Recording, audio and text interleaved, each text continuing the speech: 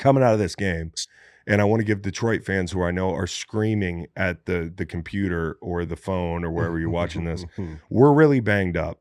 I know you are. Yeah. And if you were at full strength, this would be even more of an epic game than it was. And if you get back there to see him again, I think it's going to be a great game and one that you can win.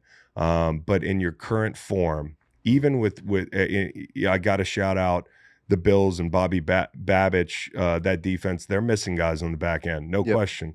But the Lions have more problems right now. They really do. And coming out of this game with Aleem McNeil getting hurt, ACL, Carlton Davis with a broken jaw, and broken jaw. That's rough. Damn, and a broken leg too for who is it? Dorsey, Dorsey had to go to the hospital. Montgomery, golly, and then the Montgomery thing pops up. MCL, Cowboy just put it up in the chat. Like, are you worried about Detroit's injury issues?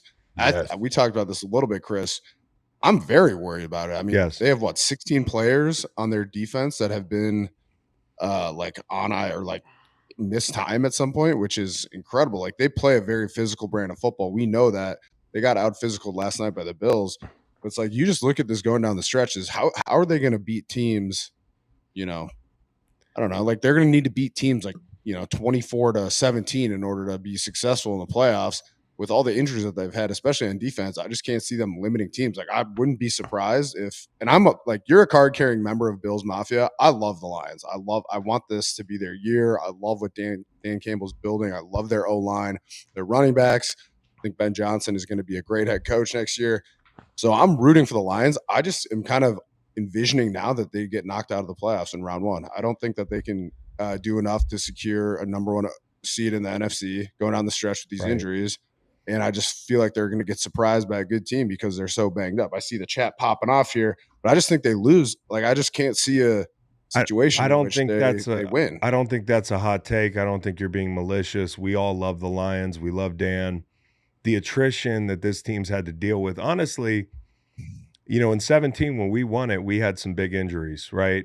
But the depth stepped up, and now they're dipping in the depth bag. And on top of it, the depth bag is starting to get decimated a little bit. And so, it kind of depends on the matchup. And you say 24-17. I think they're going to have to beat teams like 40-37. Like, in my opinion, that game is the type of game they're going to have to win. They're not going to see a lot of Josh Allens in the NFC. That's the one. I meant just like controlling the clock, running the ball. Like, they can win that way too, maybe. POP. Yeah. I don't know. Maybe they can get one or two crucial takeaways on defense. I think they do a pretty good job with that under Glenn. But it's just like, I want them to win. I want them to win the Super Bowl. I fucking like the Lions. I just don't know, how they're going to get it done. I got to look at the rest of their matchup in the NFC North, which is probably the strongest. You know what sucks? Football. What sucks? The new kickoff rule, because the Lions could have definitely benefited from a surprise onside kick in this game. The fact that they went for that onside kick so early in the fourth, and it's something that me and Kingston talked about, that playing against Josh Allen, that's what it makes you do. Yeah. It makes you have to make erratic decisions in the moment to kind of like calculate how we can have a chance to get back. They almost got the last one. They almost got the last one. But listen, there's going to be a lot of people questioning Dan, and they already are, about that onside kick, but it was pretty clear that they were not going to get stops. And so, like, I'm not going to kill him for that. Yep. And I said if he felt that way, like, kind of the best case scenario, if you're not going to get the onside, kind of happen, is the fact that they got the ball and they got it close enough, down quick. Mm-hmm. Yeah. Because if you're thinking about time, no, it really ends up being a deal where you need the Bills to turn the ball over, or you need to steal a possession. Because they were just too good, and as Vilder enters the game and all these guys are up and down, you could tell in the second half it was just going to be a problem. So, looking at the Lions right now, Matt Nagy, how would you? I mean, we might as well do it right now, I guess. But the NFC home field advantage situation. I would say, first of all, it's important to ignore the projections because they can't take into account things like injuries to the Lions. But right now, the Lions are still chilling for the number one seed. If they win out, they'll be fine. They'll be up first. Guys, we're chilling. If the Vikings win out, they'll get first. Yeah, because they play because they play they Lions. played that last week. And the Eagles, if they go 15-2 and win out, they would need both the Lions and the Vikings to lose at least one game. which is a huge deal. I mean, yeah. for the Well, Eagles, so it could get complicated for the Eagles and the Vikings, right? Because they could end up with the same record, right? There's not a lot of common opponents, I think, between those two teams. Yeah, it would go down to the So what fourth does it go down to? tiebreaker, which Strength- is measured by strength of strength of victory. schedule? It's actually strength of victory, which the Vikings would have no matter what in this case. But barely, right? so the Yep. the bottom line is they need somebody to lose 2 games. They just need both of them to lose one game Okay, yeah, okay, both of them to lose 1 game. while winning out themselves. Got it. Okay. And potentially they play could be each in a other. situation where in week 18 they're looking at it knowing they can't win the number 1 seed, so they could rest everybody very realistically. Which they would need. Absolutely. But I don't know, man. I think the NFC towards the top, it's all about matchups, and that includes the Eagles. None of those teams are immune to the matchup issues that pop up with 1 bad matchup or 2 bad matchups in the NFC. And we'll get into that a little bit more as we talk about the playoff picture at large. But just a huge – and again, the Lions have been doing this for so long. They've been busting their ass. They've been playing balls out. They've been winning games against good teams. Like, these things happen. Whether or not you're injured, eventually you lose a game. So we're not saying the Lions are out of it, but with the injuries, it's going to be hard.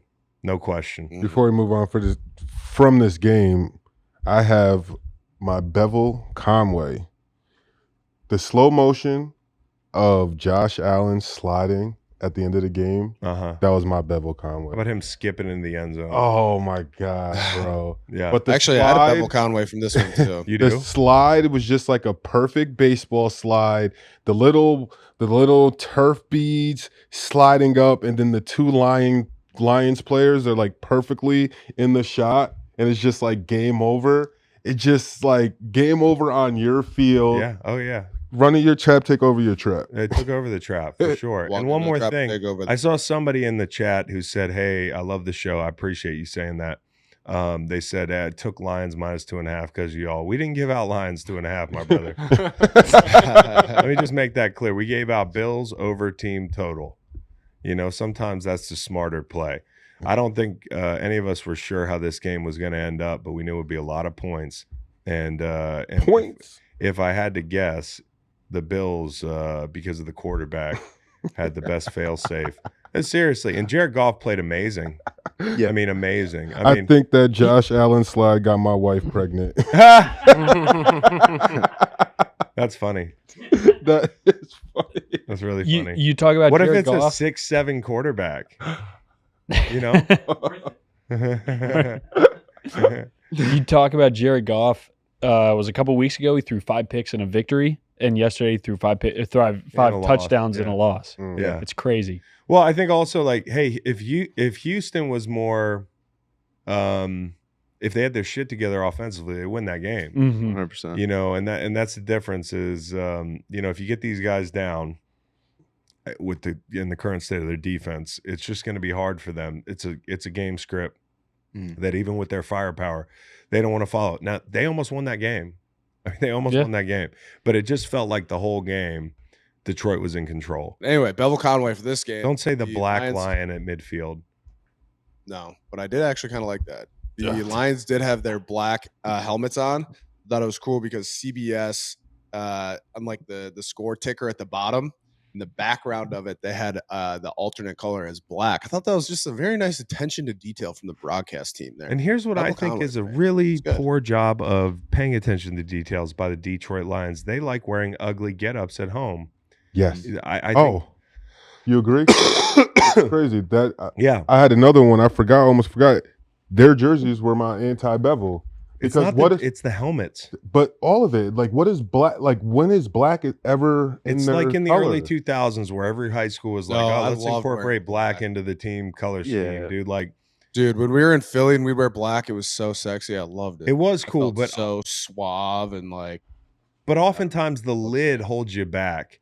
I think if you're going to go all black in your Lions, go with not a shiny black, but just a black looking matte helmet Not matte, just a regular old school black helmet. We don't need to with a script Lions in Honolulu blue, and go from there, dude. That would be sick. Yeah. Yeah. But people and when I saw all the preseason projections for the Lions uniforms, and I'm still waiting to see the right home uni combination. They keep going all blue. Yeah. You know what I'm saying? Mix it up a little bit, Yeah. and then they go all black. The Lions will be That's back. not what I was asking for.